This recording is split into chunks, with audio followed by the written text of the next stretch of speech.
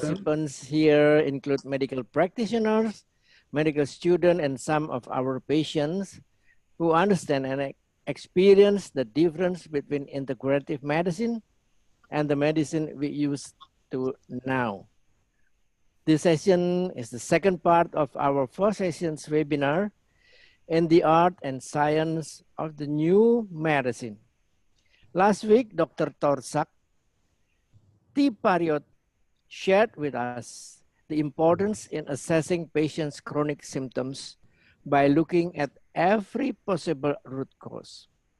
He also emphasized how food and food supplements, when necessary, played a crucial role in overall health. With you this week, we will again insight on how to look for those root causes of aging and chronic illnesses. And next week, you will also teach us about functional food and nutraceuticals. We hope at the end of your session next week, we can be a better physician in treating our patients, and for our patient here to be a better of their own body whisperer. Without any further ado, Doc, we will start the session with your CV to let all participants here to know you better. Dr. Sarah will take over the floor now. Thank you, Dr. Patana. Good afternoon. So happy we finally meet here. And before you start, Doc, allow me a minute or two to introduce you to everyone here. And everyone, good afternoon. I'd like to introduce our esteemed speaker to you today, Dr. Patana Teng-umnuay. One thing that I always admire in Dr. Patana is that he is always passionate in what he does. And I see him as the one doctor who never ever stopped studying. And to prove that, he received multiple honors and awards in multiple disciplines. He also published some science publication. Dr. Patana received his medical degree with first-class honors in 1986, again in internal medicine in 1990 and nephrology in 1992. He then earned his PhD in 1998 from the University of Florida in the field of molecular cell biology. He received awards in International Society of Nephrology Fellowship, again in American Heart Association Fellowship, and Muscular Dystrophy Association Development Grant. At present, he is a faculty of the Anti-Aging and Regenerative Program of Durraki Pundit University, if I pronounce it right. He is one of the Thai National Committee on Cell Therapy and Regenerative Medicine. He is a consultant for the Thai Chelation Society and Thai Cell Therapy Society. He is a consulting physician for S Medical Clinic and Piatai 2 Hospital in Thailand.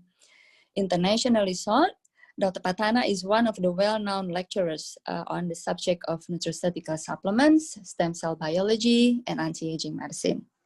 He is also organizes HIT Anti-Aging Congress in Thailand.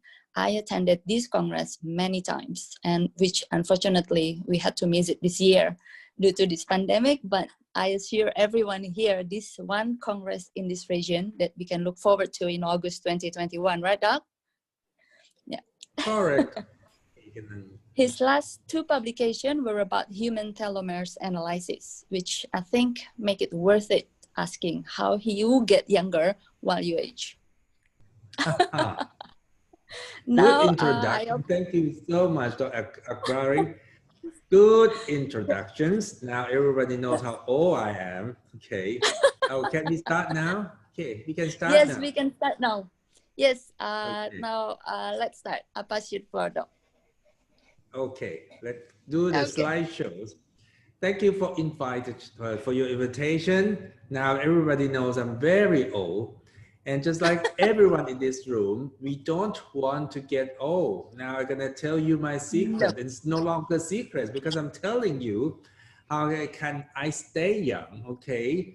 But the look here can be deceiving. I invite you to come here 19 to 21st of August next year to see if Dr. Patana will get older. All right. We have some problems about the slideshow. Just a moment. Sarah, we just need you to allow us to share our screen. Slides. Oh, Sarah, Lisa, you need to Lisa. let us share our screen. Otherwise, it will be Yep. your screen. Yep, Lisa, can you help with that, please? Yes, wait a moment. Thank I you. think you can. It has to be our screen, please. Okay, okay. Wait, wait, wait.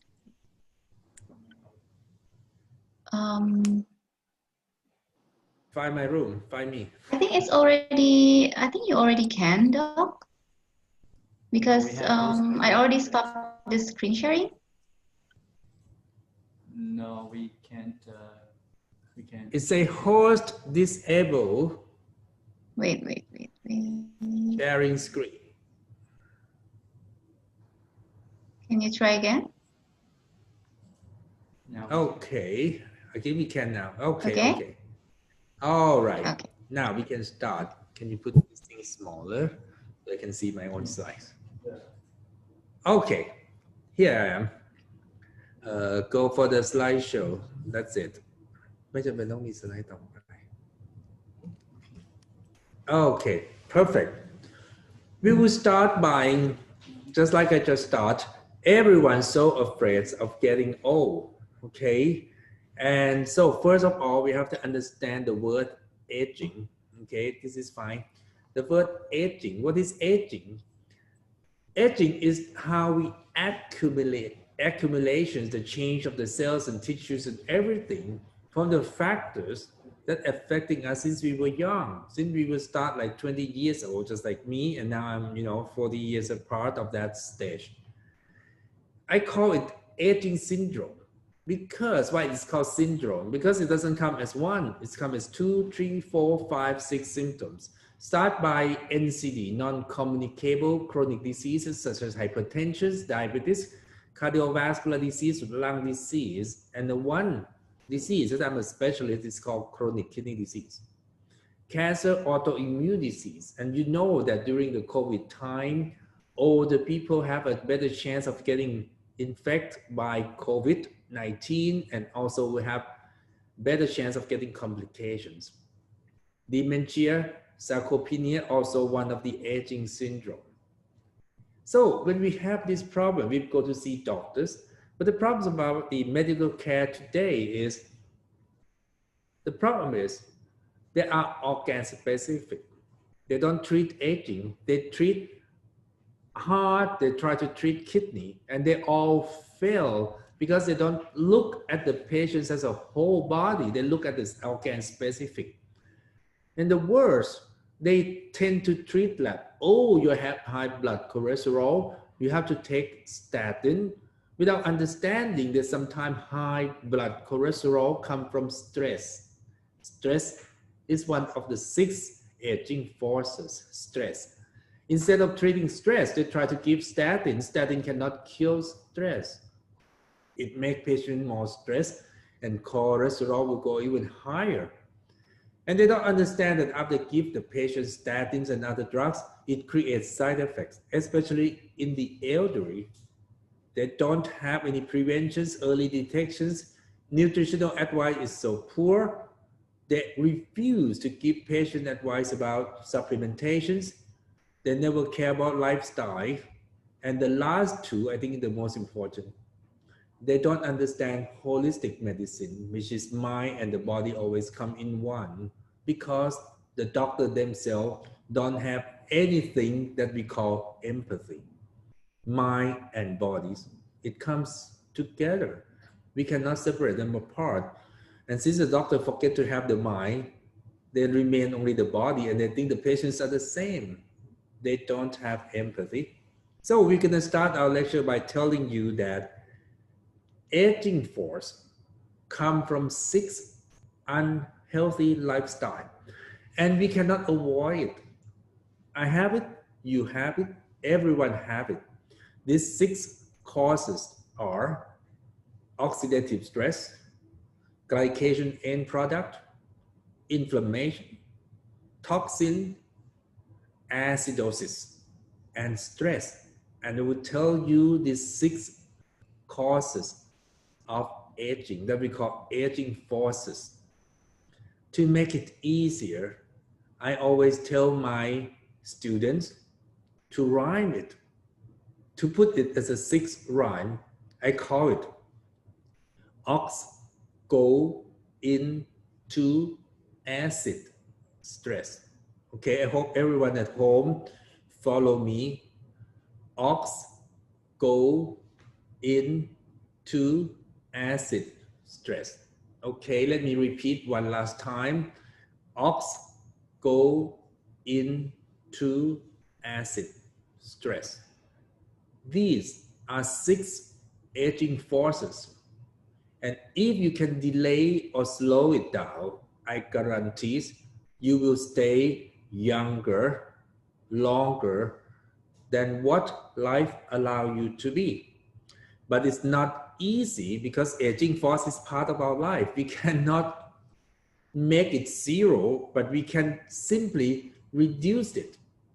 The force of ox go into acid stress or oxidative stress, glycation end product, inflammation, toxin, acid, and stress, leading to cellular aging that I call it mitochondrial decay, apoptosis, telomere shortenings, and mutations. And that's why we have cancer. And the cancer is the most common cause of death in people because it starts by aging force and it ends with cellular aging. Start by oxidative stress. Everyone knows about oxidative stress. They call it free radical theories of aging and mitochondrial decay. Aging is the accumulations of the bad changes that we live our life through. And what happened is oxidative stress happened where? Mitochondria. Mitochondria are organelles within the cells. The functions of mitochondria is to create energies, ATP. Create by what? By metabolize fat and carbohydrate. It means mitochondria give us energies, and every time it's try to burn fat, burn carbohydrate, it generates oxygen-free radicals, or we call it reactive oxygen species. So mitochondria itself have the better chance to get attacked by dangerous side effect of this oxidative stress. So when people are older, mitochondria has been decayed or die. And when mitochondria is bad, some cytochrome C will leak out of the mitochondria and cause cellular apoptosis, which is cell will break down. Mitochondria itself function also to tell the cells to die before turn into cancer. Without mitochondria, the cell can go and mutate into cancer easily. The problem of the people when they're older and the mitochondria's numbers and functions are down because they eat too much. How can we maintain our mitochondria rejuvenations? We have to do something called, first of all, besides food, besides nutrition, we have to do something called endurance exercise. This is studies in mouse, but human can do the same thing. Endurance exercise, it means you need to have muscle exercise, weight training exercise in combination with aerobic exercise. So, oh, I walk shopping every morning, doesn't count. You feed the dog, oh, not good enough. Okay, you do gardening, not good enough. Endurance exercise is mean. You feel so tired that you want to say, stop, I don't want to exercise anymore. That's called endurance exercise. Have I done it? Of course. Do I like it? No, I hate endurance exercise. So my technique right now, I hire a personal trainer because I'm tired. I don't want to exercise. I work hard. So my trainer calls and say, hey, you need to come to exercise at this time and that time. So I have to just drag myself in. Endurance exercise, okay? But you have to choose the trainer who is tough, or you have to be tough on yourself, okay? So start by endurance exercise. Better yet, the second technique we call caloric restrictions. It means you limit your calories. 3 macronutrients, okay, I'm gonna talk about it next October, next week, next Friday. We call macronutrients. They are protein, carbohydrate, and fat. Protein will never be metabolized into calories unless you don't have fat and carbohydrates. So forget about proteins. Calorie that matters come from fat and carbohydrate. You have to limit the amount of carbohydrate and fat that you eat. How much? 1,200 kilocalories per day for women. For men, I think it's about 1,900 kilocalories per day, which is so little. You probably can eat 2 meals a day, small one, but if you eat bigger meals, you can eat only 1 meal a day. It's called caloric restrictions. It's so difficult to do in theories, and now it became something called clean diet or lean diet, which is actually the caloric restrictions diet. Believe me, you try it for a few days and you're gonna crave for high fat diet, high carb diet. So caloric restrictions means it's a low carb, low fat diet. So difficult to do. But if you can do it, look at these 2 monkeys. This is a kind of a standard studies for caloric restrictions published in Science 2009. These 2 monkeys are twins. They are twins.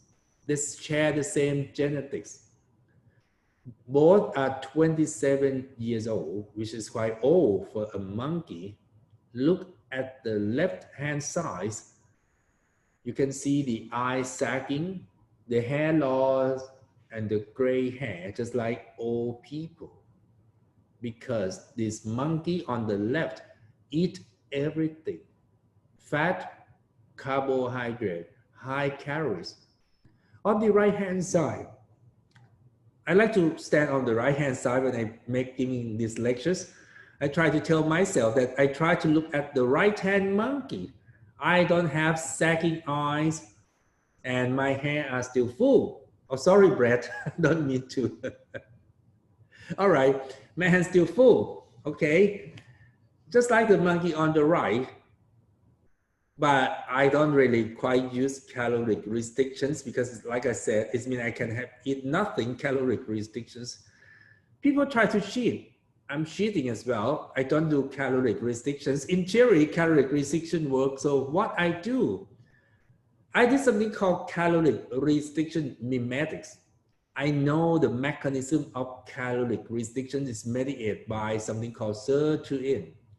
When you eat, the body stimulates insulin and growth factors go through the pathway of insulin receptor substrate. The result after you eat will inhibit something called FOXO1 transcriptional factor. FOXO1 will be stimulated when you don't have food, when you starve. Okay, under starvation, FOXO1 will try to create longevity genes such as antioxidant gene, fat burning genes. So if you do caloric restriction, your FOXO transcriptional factor will be activated. However, someone like me, I don't do caloric restrictions. What could I do? Okay, turns out that the study showed that FOXO1 mediators, okay, is called sirtuin. Sirtuin is the NAD-dependent histone deacetylase. So here comes sirtuin activator supplementation that we call resveratrol.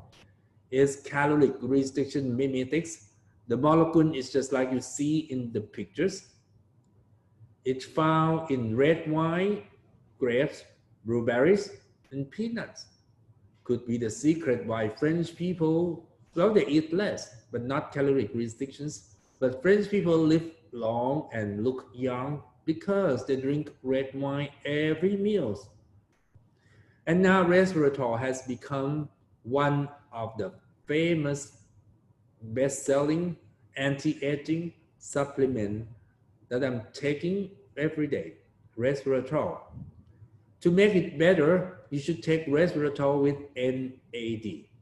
So resveratrol is the caloric restriction mimetics for someone who cannot go through caloric restrictions every day, just like me. Because I'm not Angelina Jolie, she have personal chef to give her with the clean meals. I don't. I buy food, junk food. So I take resveratrol. What happened is resveratrol will upregulate sirtuin for me, superoxide dismutase catalase glutathione reductase, which is our antioxidant enzyme, NERV2, which is anti-inflammations, AMPK, which I'm going to tell you later, G6PD enzymes, and it's down-regulate inflammation enzyme. One of the most enzyme that resveratrol stimulate is called AMP activated protein kinase, AMPK. Why is so important? AMPK will inhibit mTOR and stimulate autophagy. mTOR is important for the body to make new proteins, new cells, and move forward. But also it can stimulate the cells in the bad situations to form cancer cells. Autophagy, on the other hand, will recycle our proteins and cells in the body and reuse it again. Our body needs both mTOR and autophagy, but not all the time. We need mTOR when we get sick, when we want to fix our body. But in the normal stage, we want autophagies to recycle our body and self. So by doing something, a new technique, or taking resveratrol, you inhibit mTOR, you stimulate autophagy, allow yourself to recycle the bad stuff. One of the AMPK stimulant that we all know is called metformin, diabetics, hypoglycemic agents for diabetic patients. That's why I think you have heard that metformin is now become anti-aging medicine, because metformin activate AMPK, allow glucose to be uptake and being used, lowering blood sugars and reduce fatty liver. However, I'm not using metformin because metformin is only activate AMPK, and it's a synthetic drug. It can have side effect too much. Resveratrol, on the other hand, upregulate everything besides AMPK, that is called anti-aging gene. So resveratrol is one of the first anti-aging supplement ever.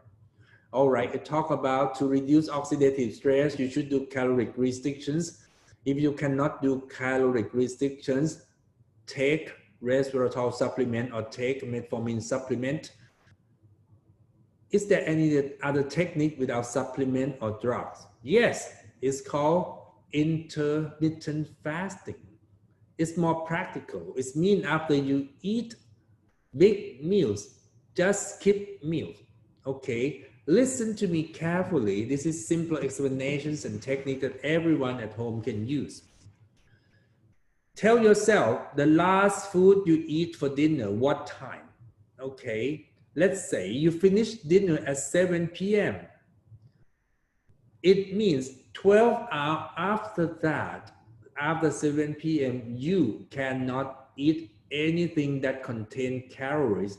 You cannot eat fruit, juice, drink juice, or milk. All you can eat and drink is just water or black coffee or green tea without sugar. No calories for 12 hours. So if you finish your dinner at 8, your breakfast cannot come earlier than 8 a.m. Okay, 8 to 8 is 12 hours of fasting. Please do that. Try to do that every day or almost every day. Okay, remind yourself the time that you finish your last meal of the day and make sure the next breakfast doesn't come sooner than 12 hours. It's called 12-hour intermittent fasting, and most of you can do it almost every day. Now, we're gonna go further. It's called 16 hours intermittent fasting. It means you eat for only 8 hours during window period, and you need to skip meals. No juice, no fruit, no milk, just water, just calorie-free water or coffee or tea for 16 hours. For example, simple is you have to eat your dinner sooner and you have to eat breakfast later. So if you finish your dinner sooner, let's say at 4 p.m., you can start breakfast after 8 a.m. However, if you finish your dinner at 8 p.m., you have to skip breakfast entirely and start the next day with your lunch. That 16-hour skipping meals we call 16-hour intermittent fasting. What I ask from all of you who want to stay young is 12 hours every day intermittent fasting, 16-hour intermittent fasting. I ask only 2 days a week. Right now I can do it for 4 days a week. But if you guys can do every day, it means eating 2 meals, 5. Okay. Physiology effect of fasting is it increase the insulin will going down because the body try to prevent itself from hypoglycemia. So the insulin will go to 0. Your pancreas have time to rest, but not entirely, because then glucagon will come up. Growth hormone will come up. Why? Because these two hormones, growth hormones and glucagon, is the hormone that increase blood sugar to prevent you from hypoglycemia. What happens is it will burn fat and change fat into your sugar. By burning fat, it means oxidations of fat. Fat oxidation will create ketone. Don't worry, you're not gonna develop ketoacidosis. My ketosis is good for you because ketone eventually will change into bicarbonate. To play it safe, during intermittent fasting, you should drink a lot of alkaline water, just like in my hands. We call it alkaline mineral water. Drink mineral water or take baking soda supplementations during the intermittent fasting. I believe everyone can do it. Not only it decrease insulin to 0 and stimulate glucagon and growth hormone, it will stimulate autophagy and inhibit mTOR. As you can see, our body needs both mTOR and autophagy, but we don't need autophagy all the time, and we don't need mTOR all the time. It's come hands in hand like this. So when we eat, we stimulate mTOR. When we fast, we stimulate autophagy. It's a beauty of intermittent fasting that everyone can do it. Why autophagy is important? You have to know one of the aging processes we call loss of proteostasis. We have junk within our cells. We need to destroy them, recycle them, use this junk to make new amino acid. Okay, it's one of the hallmark of aging that is called loss of proteostasis. It means you contain junk that this protein cannot be break down. It's unfold proteins, it's degrade proteins. The body can use this amino acid, but because there's nothing to stimulate them, by doing intermittent fasting, you can correct this misfold protein. If you think that 16 hours is not good enough, you're welcome to try 23 hours intermittent fasting. It means you eat only once a day. You eat lunch today, forget dinner, forget breakfast, and eat again next day, next lunch. fasting inhibit mTOR. mTOR is called mammalian target of rapamycin. It's important for cell growth proliferations. We need mTOR when we want to fix and repair our body, but we don't need mTOR all the time because our cell will grow all the time, turn into cancer cells. It means sometimes we need to stimulate mTOR, and sometimes we need to inhibit mTOR. mTOR stimulation is important for growth, and mTOR inhibition is important for survival. We cannot do fasting if the body needs mTOR all the time. For example, pregnant women, children, growing up children, after heavy exercise during the Olympic Games, don't ask athletes to do intermittent fasting. Infections, or you just recovery from sickness and surgery, don't do intermittent fasting. But for most of us who right now eating too much, it's time for you to consider skipping meals, okay? And the studies, so many studies show that intermittent fasting can change your life. Like in these studies in BMJ, 3 patients show that after intermittent fasting, they can cure diabetes. In our 3. All right, I finished the oxidative stress stories. The first aging forces of aging, but not done yet. I start by saying that to combat oxidative stress and mitochondrial decay, you have to do caloric restrictions. If you cannot do caloric restrictions, do something like me, cheat. Using caloric restrictions mimetic that I call resveratrol, do intermittent fasting, do endurance exercise, and eat antioxidants. To make it natural, we want to say it's a functional food, fresh vegetable with multicolors to provide antioxidants.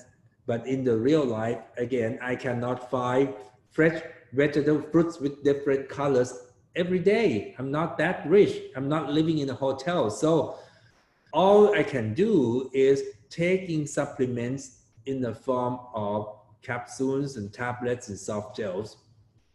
Let me show you how we defend against reactive oxygen species when it happens. Because even though you just skip meals, you do caloric restriction, you still have to burn calories somewhat. And the body will make, okay, on the left side that we call superoxide, the O2 dot minus that we call superoxide. Okay, on your left-hand side, as you can see, it's called superoxides. The body have the way to change superoxides with the enzyme called SOD, superoxide dismutase, into hydrogen peroxide, H2O2. From that, H2O2 can be metabolized into waters and oxygen by using enzyme glutathione peroxidase. Okay, sounds perfect. The body can get rid of oxidative stress. Why should we care to take antioxidant? Let's look again. Without antioxidant, this O2 minus things, superoxide can combine to nitric oxides into peroxynitride or NOO that we cannot get rid of. So we need antioxidants such as vitamin A, C, E, and coenzyme Q10 to help us reduce the amount of superoxide so superoxide dismutate can take over. To stimulate superoxide dismutant, we need zinc. And to help us with the glutathione peroxidase, we need to make sure you have glutathione. It's come from cysteine, and you can take supplement called N-acetylcysteine. And also glutathione peroxidase, we will need cofactor called selenium. On the other hand, if you have too much heavy metals like iron, coppers, or even lead, and you take vitamin C, may not be that good because hydrogen peroxide will switch to hydroxy radical, which is worse, oxidative stress. How to prevent mitochondria from oxidative stress? The mitochondria antioxidants in nature is called coenzyme Q10 or ubiquinone. We have two forms, ubiquinone, which is oxidized form, and reduced form, ubiquinol. Of course, ubiquinol, which is reduced form, is more effective and much better. But in certain countries like Thailand, ubiquinol is not allowed, it's difficult to find. So you can take ubiquinone, and usually the body will switch it to ubiquinol by itself, don't worry. When we over 40 years old, the productions of ubiquinone or coenzyme Q10 will decline. That's why people over 40 years old, if you don't want to get old, you need to take coenzyme Q10 supplement. Coenzyme Q10 can be made from tyrosine, but when we older, the production is less. It's getting worse if you take statin, because statin will inhibit HMG-CoA reductase, and during that pathway, one of the intermediate products that's called farnesyl pyrophosphate will be inhibited as well. And farnesyl pyrophosphate is so important for coenzyme Q10 productions in the body. So anyone who wants to take statin or don't want to take statin, being forced to take statin, should take coenzyme Q10. And that's why in the studies done by Dr. Ale Hagens, who's twice has been come to talk at the HEAT Anti-Aging Congress in Thailand, have shown that coenzyme Q10 can reduce cardiovascular mortality after 10 years follow-up. So why not taking it now? I told you before that coenzyme Q10 is in the oxidized form, in the form of ubiquinone. To switch ubiquinone to ubiquinol, you can use the mitochondrial antioxidant that is a reducing agent. It's called alpha-lipoic acid.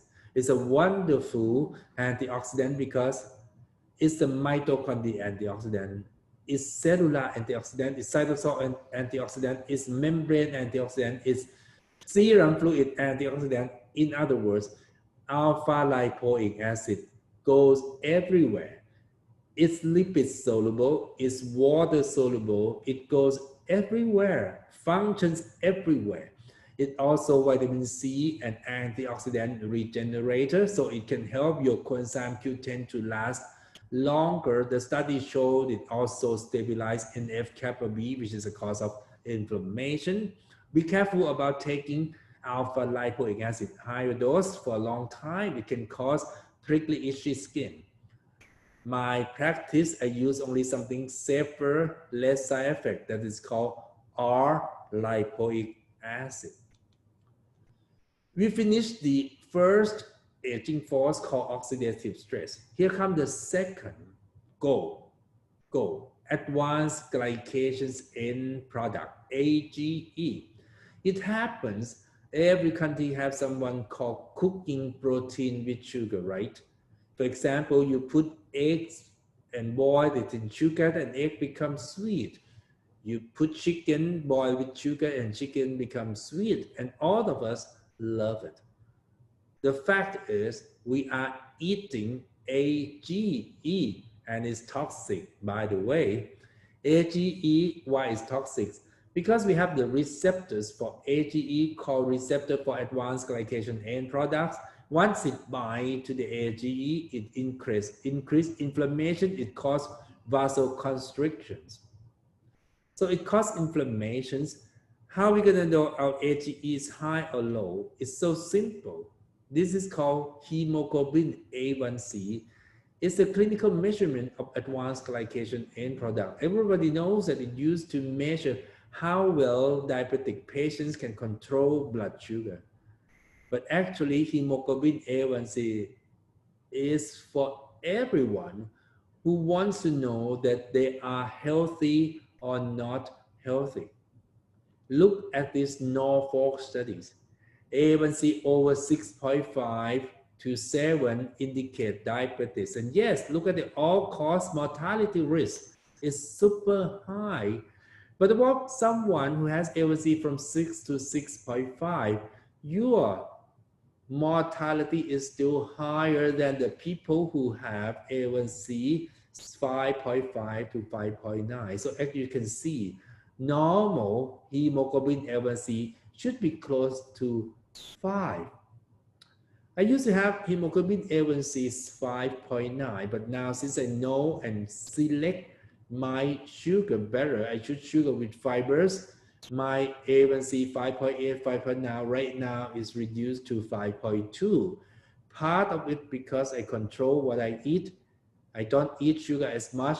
If I eat sugar, it will contain fibers. And part of it because I have supplements such as resveratrol. And the next supplement that I call special B. All of you know vitamin B, right? It's water soluble. We think, oh, it's not toxic because vitamin B's are, let's say vitamin B had 8 vitamin B's.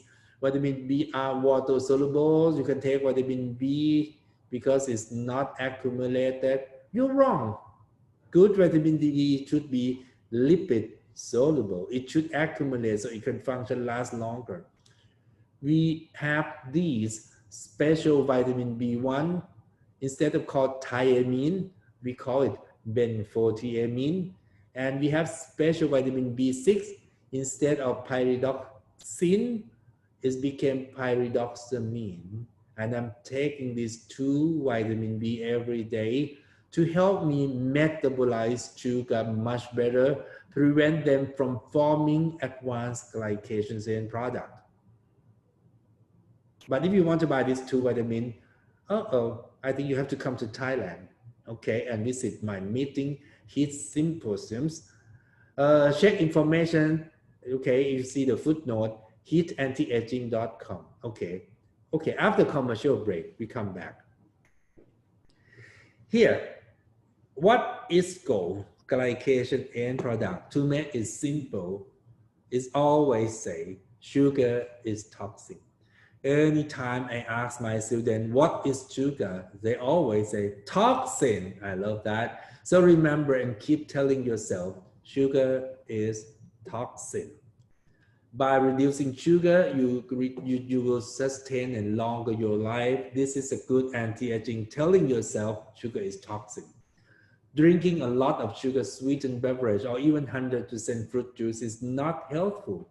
You drink a lot of sugar. Sugar drink consumption is tied to cancer risk. Sugar is toxin. Excess diabetes. And if you use artificial sweetener, it's not helping because people who love artificial sweeteners are fooling themselves. Most of them eat a lot of sugar. How to reduce the toxicity of the sugar? Fibers. Choose carbohydrate with low glycemic index. Look at these pictures. High glycemic index make us fat. It's the sugar that when you eat, the blood sugar glucose will go up so quickly, such as chips, ice creams, jasmine rice, watermelon, and white bread. Switch it to basmati rice, okay? Any carbohydrates that contain fibers, and that will low GI food. Simple than that. Eat your carrot, no rice. Eat your potato, no rice. Okay, eat your pumpkins, no rice. So you can eat carbohydrate, but it has to be complex carbohydrate with fibers to avoid sugar toxin, to avoid advanced glycation end product. But if you want to take supplement besides benfotiamine and pyridoxamine, you can use fibers. I don't do this though. I rather use something on the left-hand side, which is fresh vegetables, so plenty in Thailand, instead of using commercial prebiotic fibers. But you can find this in the American and Australian stores, supermarket. People there stop eating regular food. They eat synthetic fibers. I don't know. I don't get it. But part of it, because vegetables in America or even in Australia, rather quite expensive. Okay, but in Thailand, vegetables are cheap. Okay, we don't need the right-hand supplement fibers. Fiber is not nutrients, but it's essential to life. So I call it the 6 essential life. Actually, it's a carbohydrate, but it's a complex carbohydrate. We don't use it. but it's so important. It detoxifications, it binds carcinogen and toxin. It helps us providing food for our probiotics that create a lot of wonderful things for us. So dietary fiber are not nutrients, but so essential to our life. So eat your vegetables with your carbohydrate. So if you want to eat carbohydrate, make sure you find grains and vegetables. The study show plant-based dietary patterns reduce risk of diabetes. Simple fibers that you can find in your kitchen, they call grains, okay? Pumpkin seeds, macadamias, almond, and my favorite, cashew nuts. Everyone has, right? Chicken with cashew nuts, okay? Try that. It delay gastric emptying time. Is a prebiotic food for your good bacteria. Whole grains diet reduce body weight and reduce inflammations, and it provides food for your gut microbiome. So I finished the second aging force, oxidative stress, and now go advanced glycation end product. The third one is called inflammations.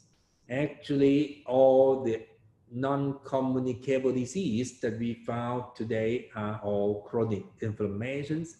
Inflammation comes from fat cells. Obesity is a cause of inflammations because fat cells synthesize pro-inflammatory cytokines. You don't want to have less inflammatory state. You need to reduce your fat, simple as exercise. And if you want to stimulate, rejuvenate your mitochondria, exercise alone is not enough. It has to be endurance exercise, heavy exercise, okay? Heavy exercise and take a break. But if you cannot do endurance exercise, at least you do light exercise better than none. The studies show that walking just 4,000 steps a day can help longer your life. Let's see what we eat. On the pictures, I call it anti-inflammation diet. Avoid simple carb. Eat more grains, more fibers. Avoid overheat food. Avoid dairy product. Use prebiotics and probiotic food. So if you want to eat dairy product, it has to be stinky cheese. But the good one is called natto. And use anti-inflammation oil such as olive oil, rice bran oil, fish oil, and evening primrose oil. Let's see and look at the anatomy of the oil. Ask yourself what kind of oil you use for your cooking. If you use oil that contain omega-6, you are aging. If you use big animal fat oil, such as lard or pork oil, beef fat, or chicken fat, you are aging. These oils contain omega-6 and arachidonic acid, and it's the precursors of inflammation. You need to understand there's 3 types of unsaturated fat: omega-6, 9, and 3. 6 is bad, 3 and 9 are good. So cut down your omega-6 oil, such as corn oil, soybean oil, and meat and milk, because it contains arachidonic acid, which is an inflammation, or it contains linolenic acid that can switch into arachidonic acid. On the other hand, use omega-9 fatty acids such as olive oil, rice bran oil, and take more omega-3 oil. On the other hand, take your fish oil supplement. For some of you who are vegetarians and refuse to take fish oil supplement, please take flaxseed oil supplement or certain walnuts oil and certain grains oil that contain high amount of omega-3. alpha-linolenic acid. Why? Because we have good, bad, and ugly prostaglandins. The bad one is called prostaglandin E2, and the ugly one is prostaglandin EF2 alpha. It happens if you eat animal fats such as beef oil, not fish oil, okay, beef oil, chicken oil, or pork oil, or soybean oil, because these arachidonic acid will change into prostaglandin E2, cause vasoconstrictions and inflammations. But if you use evening primrose oil or borage oil supplement, it's called gamma-linolenic acid. It switched to prostaglandin E1. It helps vasodilatation and help with inflammations. For some of you who are so afraid that evening primrose oil is omega-6, taking too much, it may switch into soybean oil or arachidonic acid. Usually, because the amount of evening primrose oil that we take as a supplement is so little compared to omega-6 that we receive from food, you don't have to worry about that. But the good oils such as fish oil provide eicosapentaenoic acids or EPA that can switch into prostaglandin E3, which is a good prostaglandin. So I share everyone who can eat and take fish oil supplement to take fish oil supplement every day. When you buy fish oil, it say 1,000 milligrams of fish oil. Wrong. There's no such thing. Please, 1,000 milligrams of capsule, not 100% fish oil in 1,000 milligrams. Look on the labels. Look for the amounts of DHA and EPA. Combined together should have at least 6 to 10. For 1,000 milligrams of fish oil capsule should contain at least 600 milligrams of DHA plus EPA. Please look on the side label, the amount of DHA and EPA. You want to take concentrate fish oil, okay? Fish oil supplement is so important unless you live by the sea and eat sea fish every day. Fish oil helps telomere length. So it means it prevents aging. And the most important studies come from BMJ in the year 2018. It shows that fish oil, eicosapentaenoic acid plasma level are associated with healthy aging. It means people who live longer, healthier, has higher level of EPA. So I encourage all of you to take fish oil supplement with high concentrations of EPA. I told you that obesity is bad. You need to exercise. You need to prevent inflammations by taking fish oil and olive oil. The other thing that's so important that obesity causes is called inflammation, and because the people who are obese tend to eat sugar and kill their own gut flora and develop something called dysbiosis. Gut dysbiosis is the cause of inflammations. When people have high ESR without any reason, treat gut dysbiosis. Some of you know about leaky gut, okay? Because human microbiome are so important. It's a good bacteria in our guts. And it helps us so many positive ways. It survives stomach acid. It adheres to intestinal lining, and it increases short-chain fatty acid, which is a regular antimicrobial. We don't have to take antibiotics, okay? My assistant here just have diarrhea. I'm not giving him antibiotics. He asked me, I give him probiotics. Even though I know he's gonna buy antibiotics himself anyway because he doesn't listen. So I give him probiotics instead of antibiotics. You should try that, okay? I always do. And actually I take probiotics all the time and I never have diarrhea. I'm not sure last time I have diarrhea. Usually from undigested food, but not from infections. Okay, it also makes a lot of vitamins, such as vitamin B12. You cannot live without vitamin B12, and these bacteria make vitamin B12, biotin, folic, vitamin K, short chain fatty acid I've just mentioned, they make vitamins. So you need to treat these bacteria correctly. Okay, for example, feed your bacteria with the vegetables. But right now, because we don't care about what we eat, we use too much antibiotics, and we take proton pump inhibitors, we're in the situation that we call microbiome dysfunctions. And I found that a lot of people who have autoimmune disease has microbiome dysfunction. How we going to restore our microbiomes? First, stop unnecessary uses of antiseptic products or antibiotics. Not antibiotic, antiseptics. Are you crazy? Antiseptic in your toothpaste, antiseptic in your mouthwash, antiseptic in your soap. You know, bacteria on your skin make your skin more beautiful. But you have antiseptic in everything for cleaning product, cleaning toilets, and end up it contaminates your life. It kills your own microbiomes.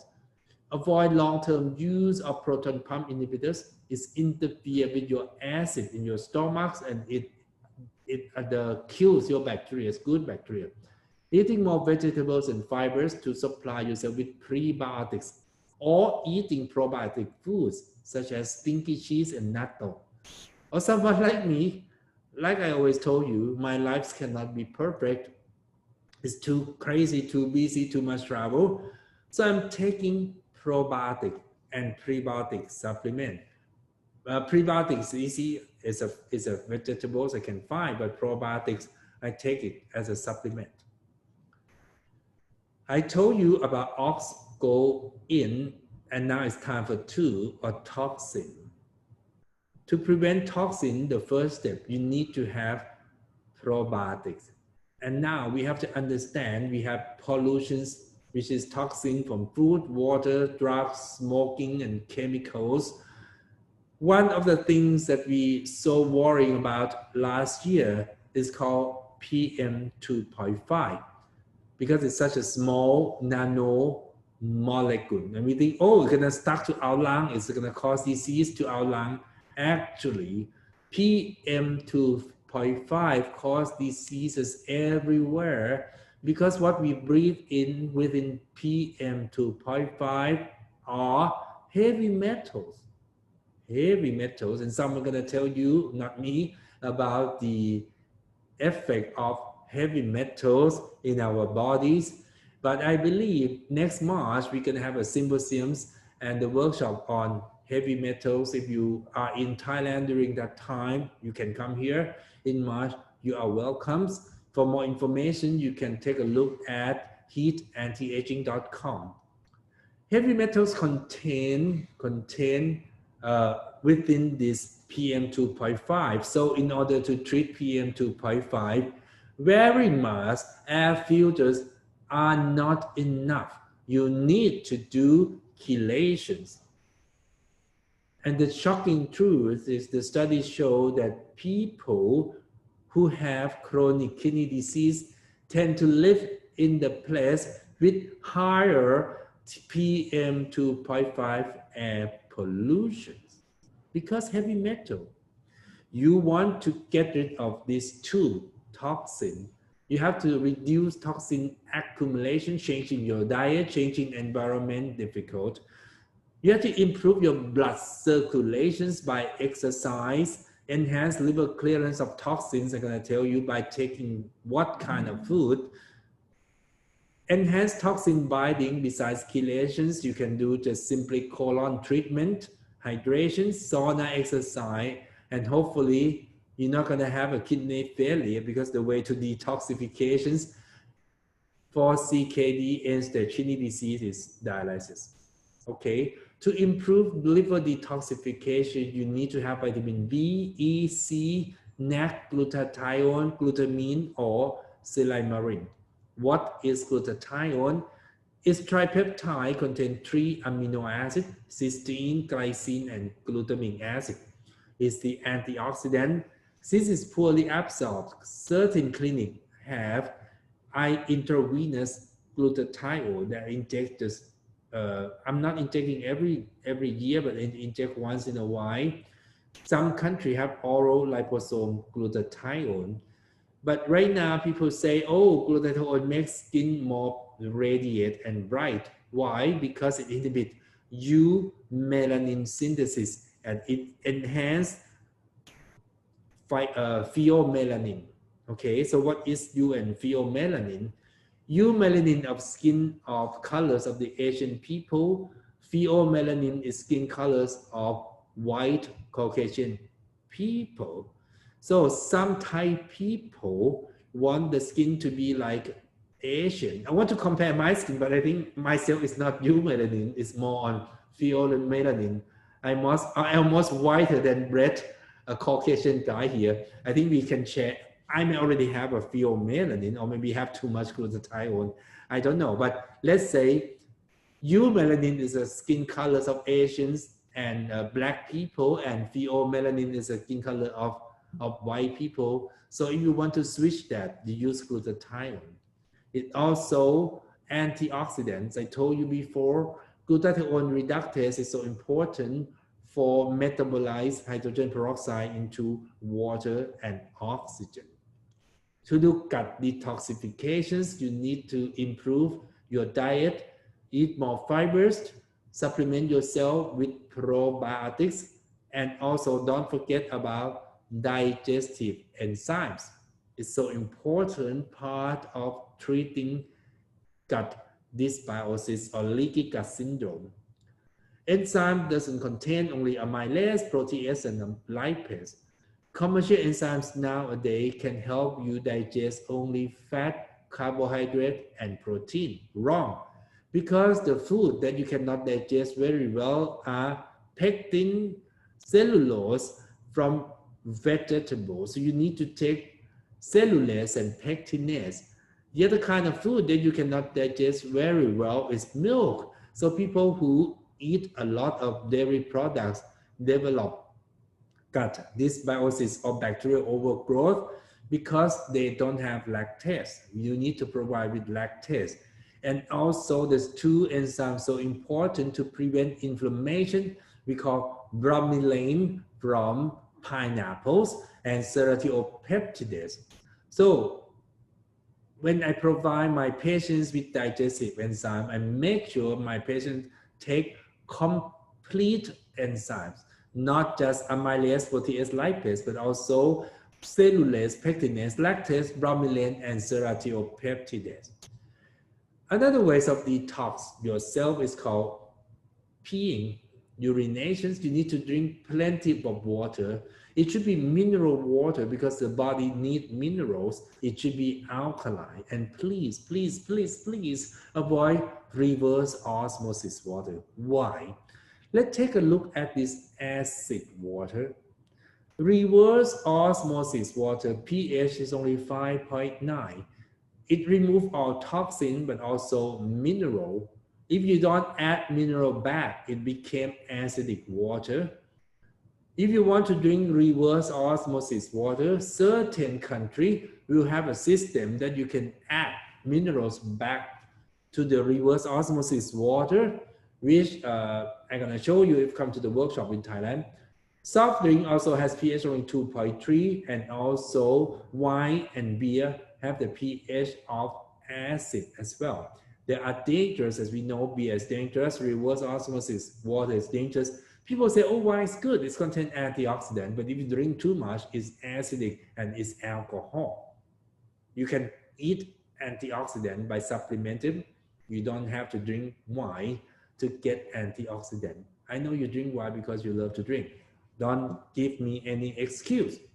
All right, what is a good water? It's supposed to be alkaline water, such as natural mineral water, mineral added water, underground water that used to make soda water, or in Thailand, we have alkaline water purifier systems such as Clean Sui and Kangen. I'm going to take a break for half a minute to show you. This is my favorite mineral water called Icelandic. If you drink it from the glass, a bottle, pH will be 8.4. It's made from glacier ice.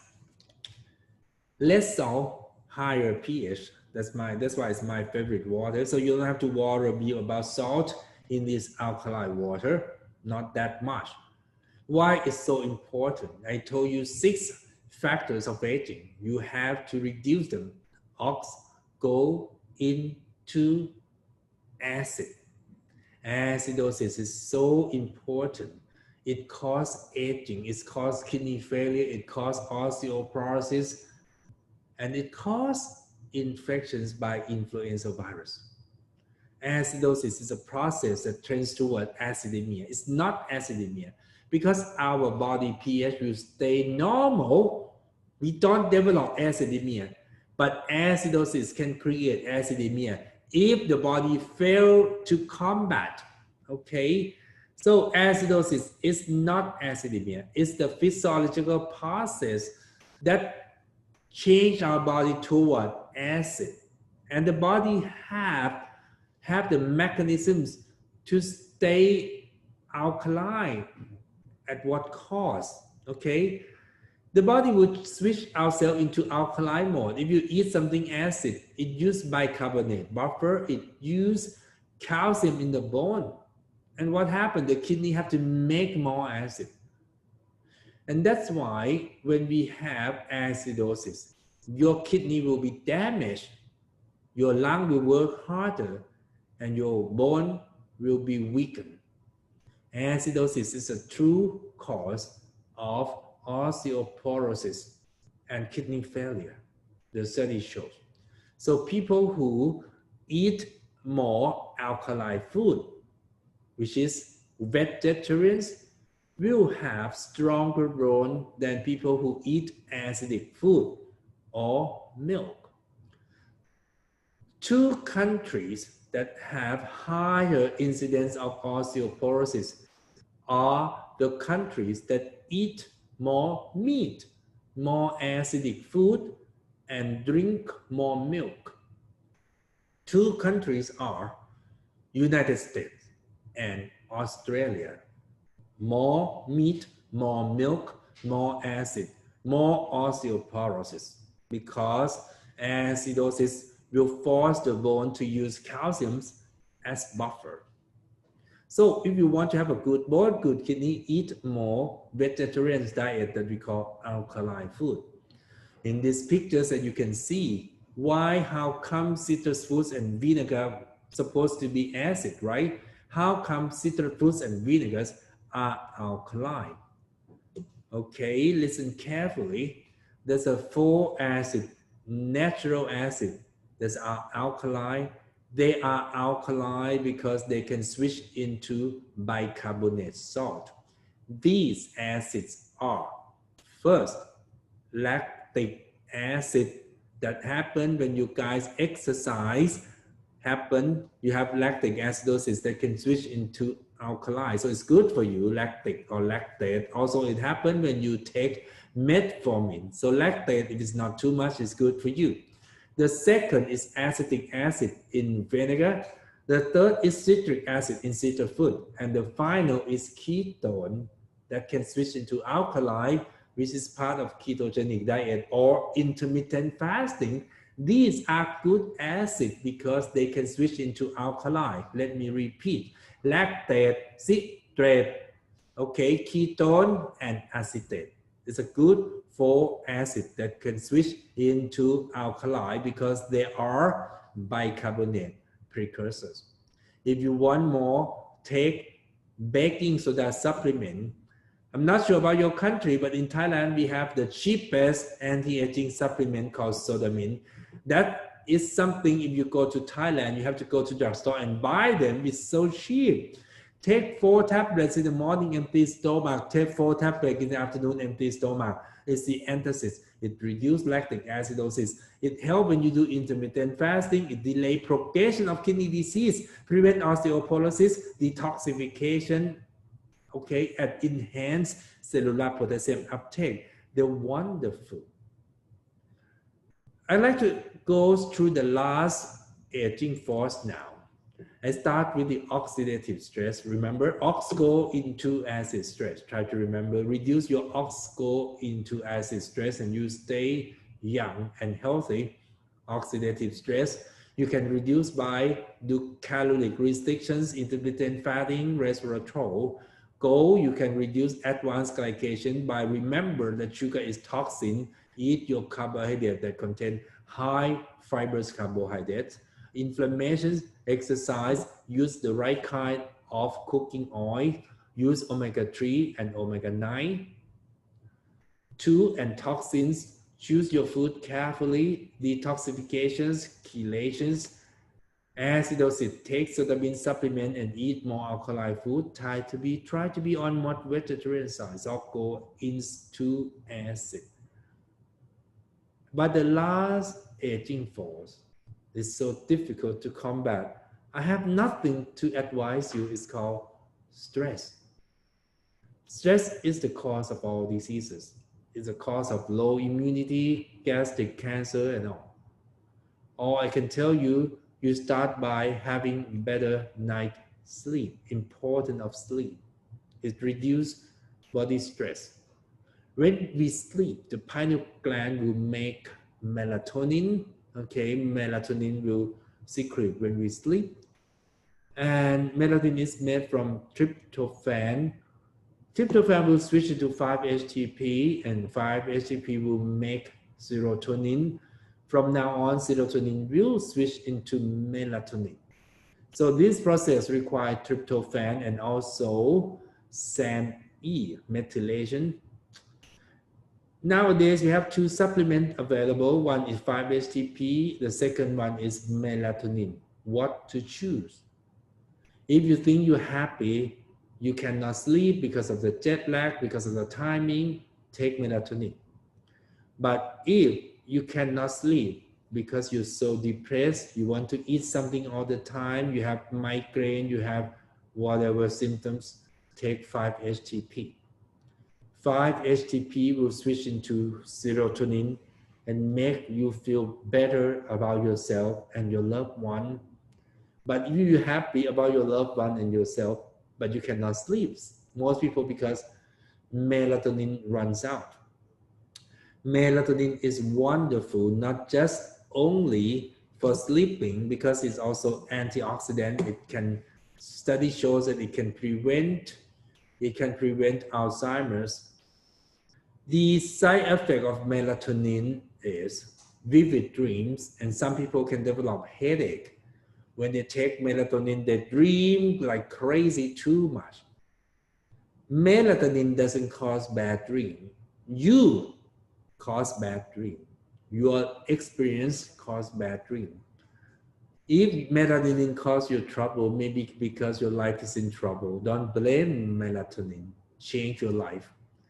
Reduce the dosage of melatonin will cut down the side effect. But if you cannot stand melatonin, maybe you should stop melatonin and switch to 5-HTP hydroxytryptophan instead. Melatonin is also anti-aging medicine, but also it regulates autophagy. Because while we sleep, this is the time that we do autophagy and regulate our body. I don't have anything much to advise you about stress because I'm a very stressful person. My assistant knows, but I try to be positive. I try to be optimistic in everything, even in a bad situation. And turns out that people who have high hope and optimism will live longer, because all the studies shows that happy older people live longer. So please enjoy and don't be grumpy old man, grumpy old women. But part of it is not part of my lectures, you know. Sometimes you cannot stop being grumpy because you guys are andropause and menopause. So you have to balance your hormone before you try to be happy. It's not part of my lectures, okay? How to combat your stress besides using hormones? People have their own ways. Mine is exercise, mine is music, okay? Music is part of my life. But if you want to relieve stress, make sure that it's safe. Alcohol is not part of stress relieving technique. Sleeping pill is not stress relieving technique. Okay. Some people say, what about marijuana? I don't think it is. Okay. Have a good nighttime sleep. If you cannot sleep, use melatonin or 5-HTP. But I think the things I've learned, because I'm an old man, so I learned a lot of things from life. I hate myself most of my life. I still hate myself, but I learned to live with myself. And I have to learn to live with others. I have to make sure that people love me too by give and share and have a good friendships and try to be positive in everything I have to face. Even COVID situations, even the situation I have to face about the anti-aging controversial for the past 15 years. But one thing after I finish this talk, I want you to remember ox go into acid stress are 6 aging forces that keep you aged. Fight it, but without stress. Because after all, the best doctors is no one else but yourself. Combat ox go into acid stress cannot be done by anyone but you. One of the things that you can recover and you can prevent yourself from something called non-communicable chronic disease. If you want to learn more, please contact heatantiagingthinkcific.com, or you can go by the Medicate through the heatantiaging.com as well. We have part 2 and part A and part B. And most of the lecture will be done by me. Some are free, some are not. But please visit heatantiaging.com to learn more about NCDs, because I cannot give lectures in an hour and a half. I spend 10 hours giving all of these lectures for you guys.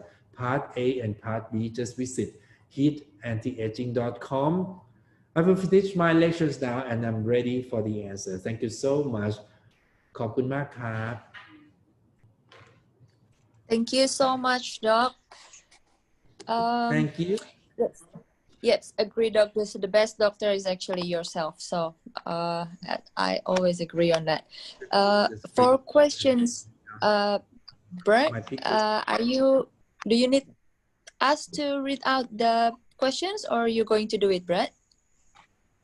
I think we have a lot of questions that they wrote while I was speaking. So I'm ready to answer these questions now.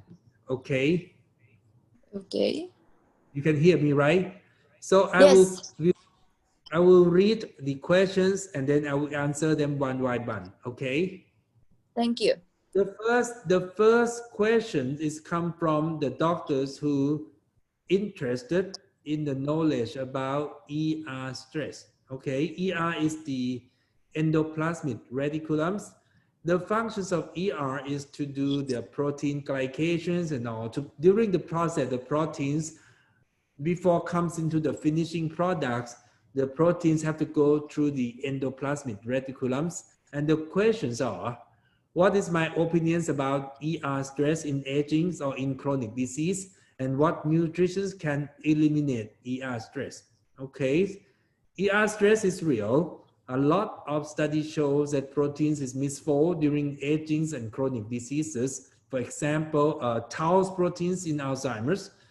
The problem is we don't really know that what kind of nutrition can eliminate ER stress. But one thing for sure, that if you follow my 6 underlying cause of aging, ox go into acid stress. For example, one thing for sure, if we do intermittent fasting, it's allow the bad cells to recycle itself to do autophagy, and then the protein that misfold can be degraded into amino acid and reused again as a normal protein. So I think 6 cause of aging, if you can do it, it can delay or correct the ER, misfolding proteins, or even the chelations.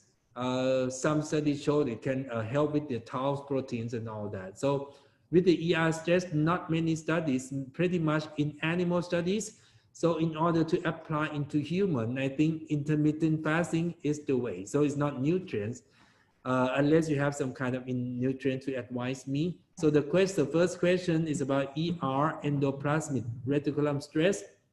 Okay, the second question is metformin. Okay, it's about metformin. The questions are, how much a dose of metformin should be taken for anti-aging, and can we use it without risk of hypoglycemia? Okay, for the dosage of metformin, I think it depends on hemoglobin A1C. You should check for hemoglobin A1C before you prescribe metformin. If the patient hemoglobin A1C less than, let's say, 5.6%, you should not prescribe metformin. The risk of hypoglycemia will go up.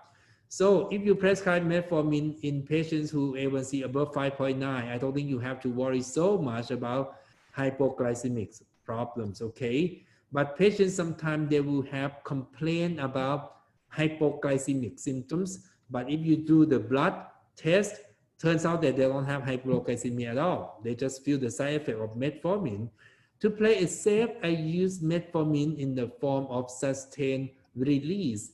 So in Thailand, under the name of glucophage XR, 750 milligrams. You can do it every other day or once a day, depends on the hemoglobin A1C level. If it's too low, don't use metformin. Keep it just lower than 5.8% should be fine.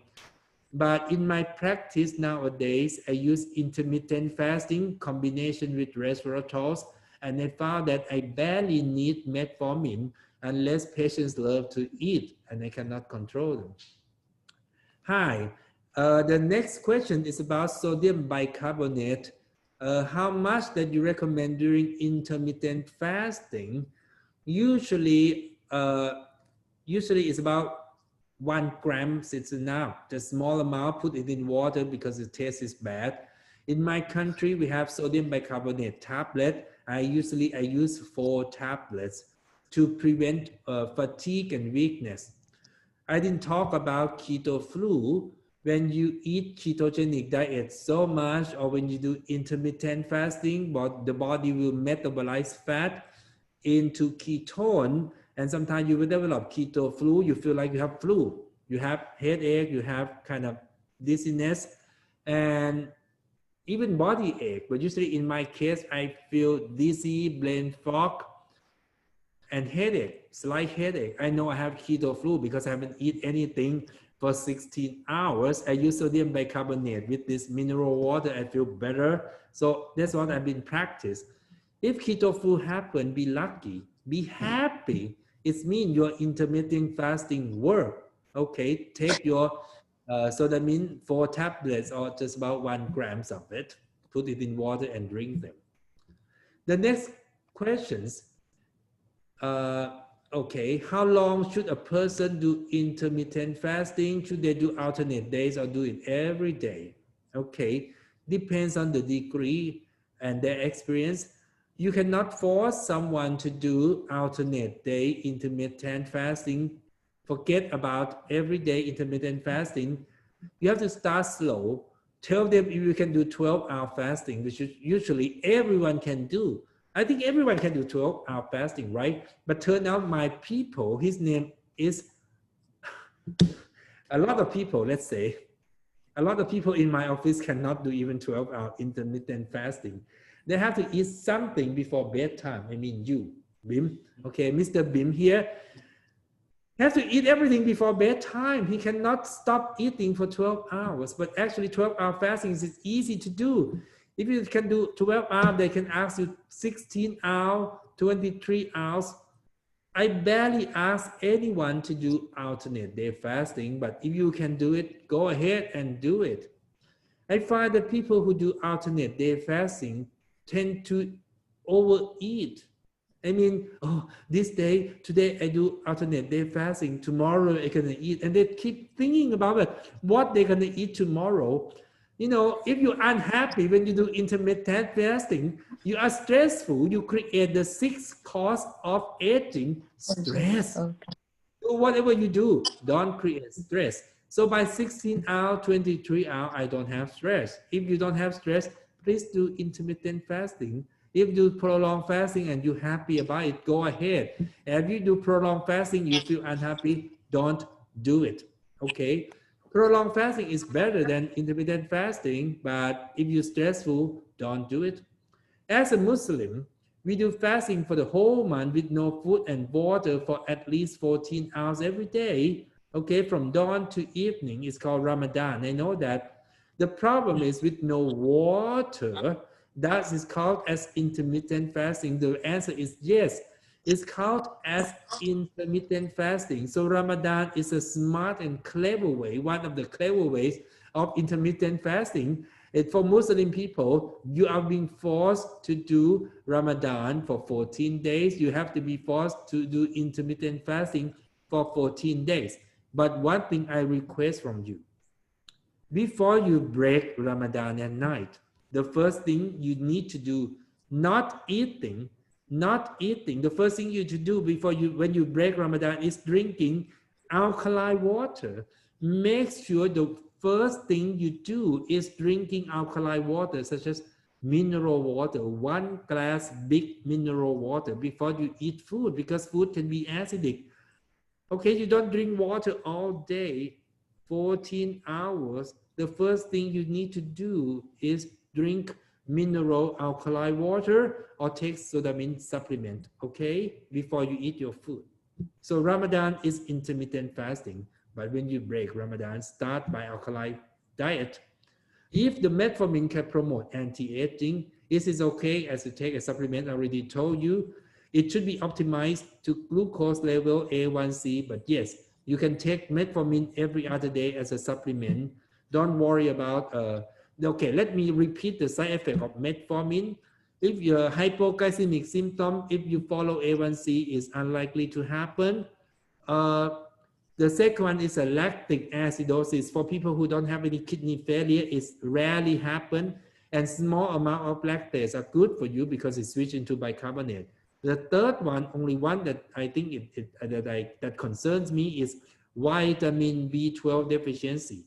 So if you take metformin, make sure you take your probiotics, make sure you take vitamin B12 supplement. Other than that, you don't have to worry about metformin supplements, okay? Side effect can be preventable by using B12.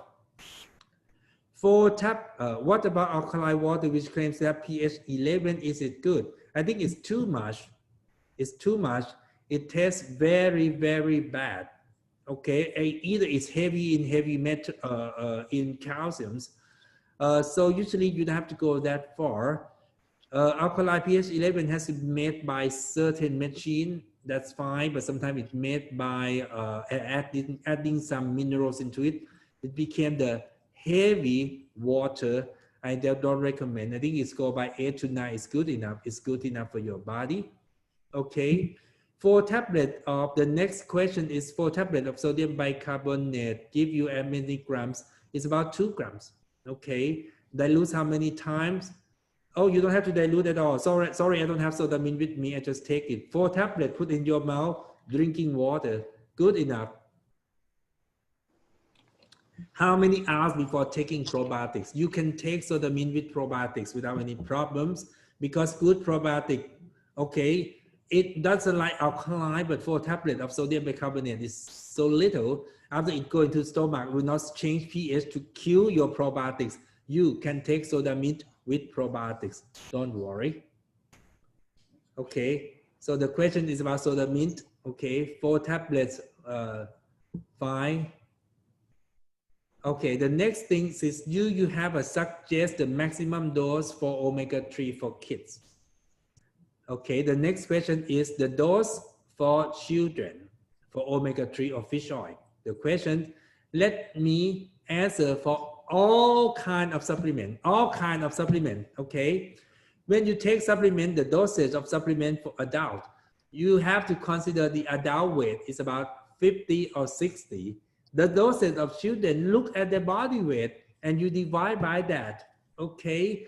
So for omega-3, I'm taking 600 milligram of EPA plus DHA a day. And let's say the adult body weight is 60 kilogram. If you take 600 milligram of fish oil, it means for children for 10 kilogram, you take 1 fish oil every 6 days, something like that. But usually I don't recommend children to eat or take any supplement, okay? But for all kinds of supplement, if you think your children need, thinking about adult of 60 kilogram, and if your children, how much weight they are, you divide that with the supplement, and now you know the dosage, which is easy, right? Everyone can measure them. Okay, you know your body weight of your children. You know that how much you want to give them supplements. The next questions, I don't talk about carnosine supplement for prevent AGE.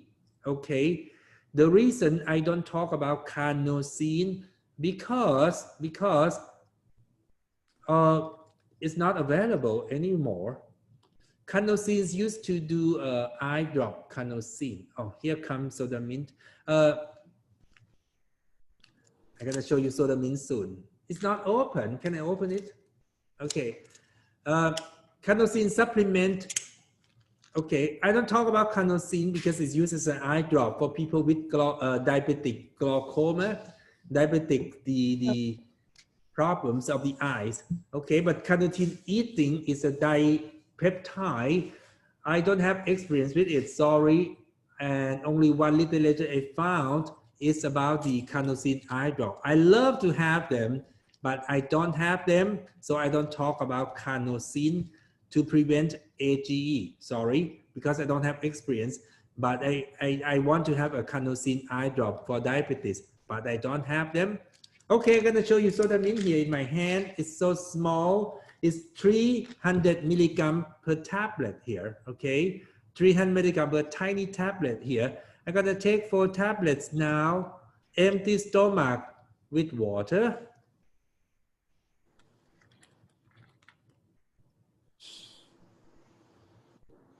I alkaline my body. I will stay young forever.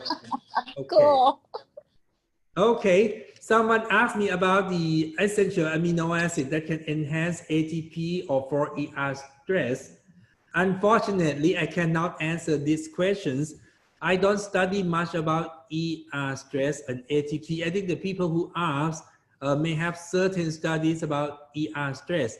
The one that I found, one amino acid, I'm not sure it's amino acid. It's amino acid, it's niacin, N-A-D. NAD. So if I ask you about enhanced ATP and ER stress, has to be NAD. I have both forms, oral NADs and IV NAD. Okay, nicotinamide adenine dinucleotide, NAD, which actually the active form of niacin, part of vitamin B group. Okay, so the answer is NAD. Okay, NAD. The next question is about the patients.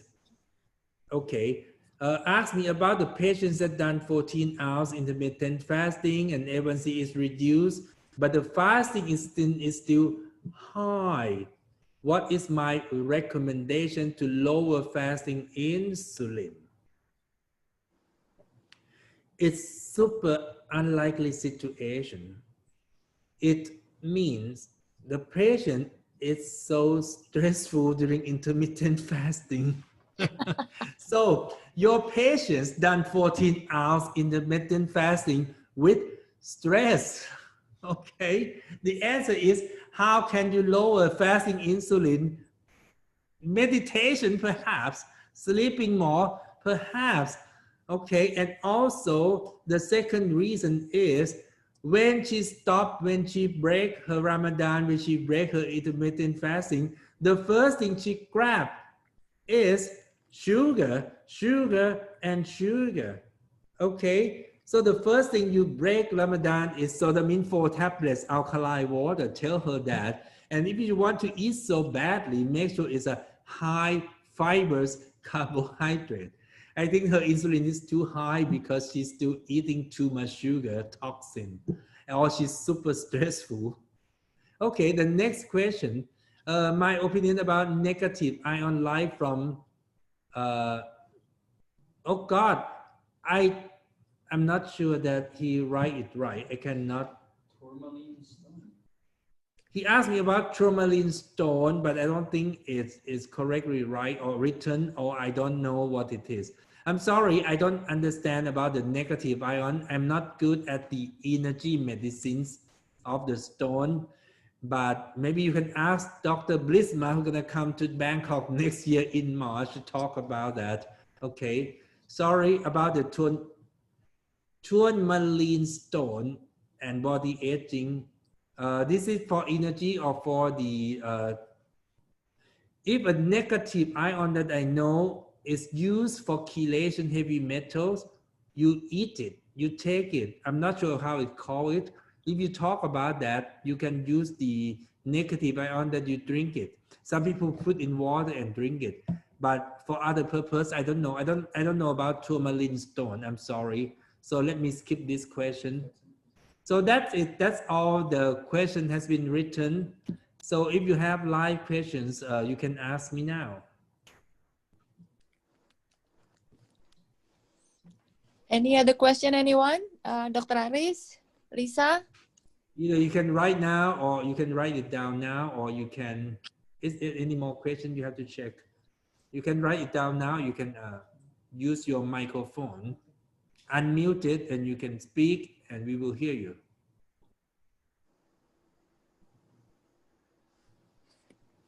Yep. Anyone? Doc, what is, you said the complete enzyme, including the serapeptase, right, Doc? Teratopeptidase, yes. The serapeptidase. Okay, so is that the same with no. If no. Okay. Actually, teratopeptidase, we have the drugs called Danzen. Someone may know Danzen, D-A-N-Z-E-N. Danzen is a teratopeptidase that used to reduce swelling.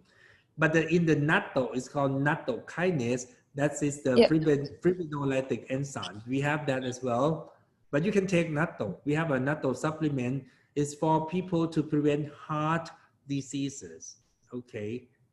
And natto is a wonderful supplement for the cardiovascular disease. You want to know about natto? Next week, October 2nd, I'm going to show you data about fermented soy that prevents cardiovascular disease that has been published, and about natto kinase. Next week, tonight, if I remember, I will send you the slides, okay, about natto kinase. All right. Next week is about functional food and supplements, and I will focus on cardiovascular disease as well. Okay, cool. Thank you. Anyone else? Looks like everyone's still in awe, so I don't know what else to ask. Understand everything. I mean, I'm a good lecturer. Yep, you are. Yeah, okay. So everyone, if there is no more questions, I will let Dr. Patana to take the rest of the evening, start the weekend. Yes. And we shall see each other again next week, October 2nd. We will. Thank you so much, Doc. Thank you so much. Thank you so much. Should we take photos for this session? Yes. Yes, please. Okay. Miss Iin, are you ready? Oh, there's more questions? No. Photo session. We would like to take photos with you. Is that okay? Oh, how are you going to take photo with me? Yeah. Okay, I'm here. Miss Iin? Miss Iin, are you here? Miss Iin? Can you just do it, Lisa? Okay. Not really. It's not gonna be as nice as her, I think, but that's okay. And then we can have a better one next week. Okay. Everyone, please open your video. Open your video. I'm gonna take a picture first. Okay. Smile big. Yeah. Okay. 1, 2. Okay. 1, 2, and 3. Okay. And kayaknya Iin ada. 1, 2, and 3. Okay, Miss Iin. Thank you. Wait. Yes. Thank you.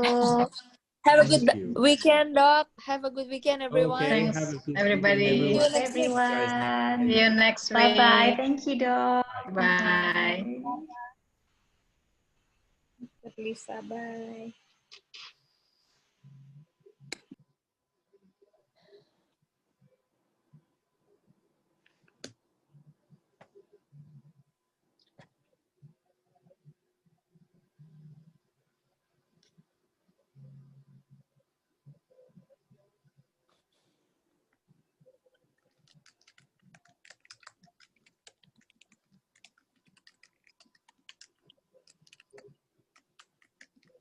Oke. Saya close saja. Off ya. Yep. Thank you. Bye, Brad. Oke. Bye, Lisa. Bye, Bye-bye. Iin. Bye, everyone. Saya close ya. Ya. Thank you so much. Terima kasih semua. Iya. Iya kan emang Bye.